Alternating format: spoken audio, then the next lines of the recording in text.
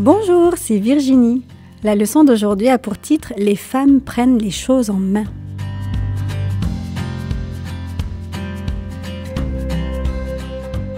Le verset à mémoriser se trouve dans 1 Pierre 2, verset 17. « Honorez tout le monde, aimez les frères, craignez Dieu, honorez le roi ».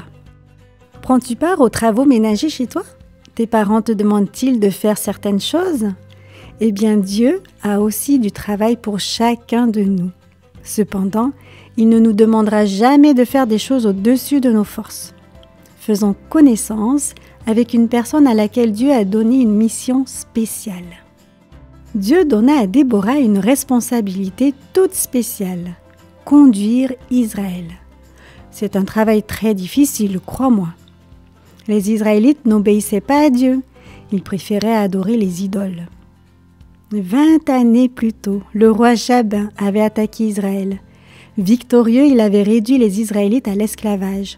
Par conséquent, ils avaient terriblement peur du roi et de Sisera, son général, qui avait 900 chars de fer. Déborah était juge. Elle ne siégeait pas dans un tribunal comme les juges modernes, mais à l'ombre d'un palmier.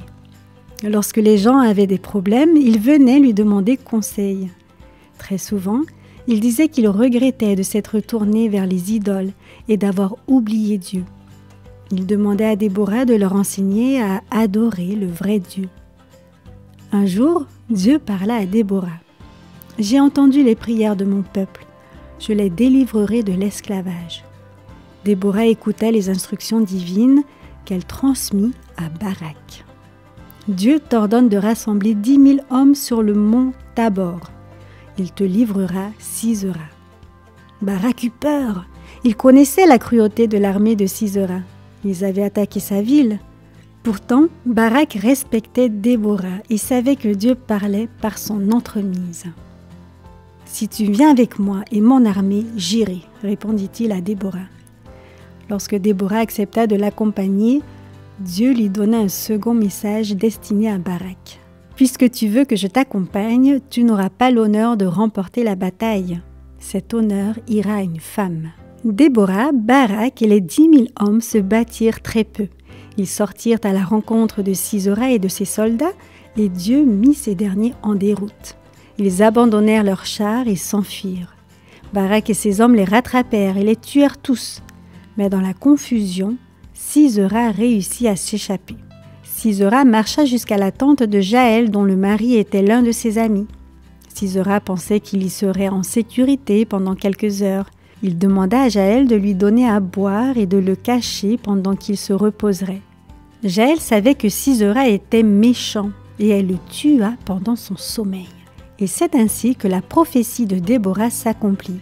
Ce n'est pas Barak qui tua Sisera, mais une femme, Jaël. Dieu place dans son Église des dirigeants très différents les uns des autres. Il emploie des hommes et des femmes, des jeunes et des moins jeunes, des riches et des pauvres. Les enfants peuvent aussi être des leaders pour Dieu. Il est écrit dans la Bible qu'au ciel, un petit enfant les conduira. Nous devons écouter les responsables que Dieu a choisis. Ainsi, nous pourrons recevoir toutes les bénédictions qu'il nous réserve. De plus, lorsque Dieu nous demande de faire quelque chose, ne voulons-nous pas être prêts à lui obéir ?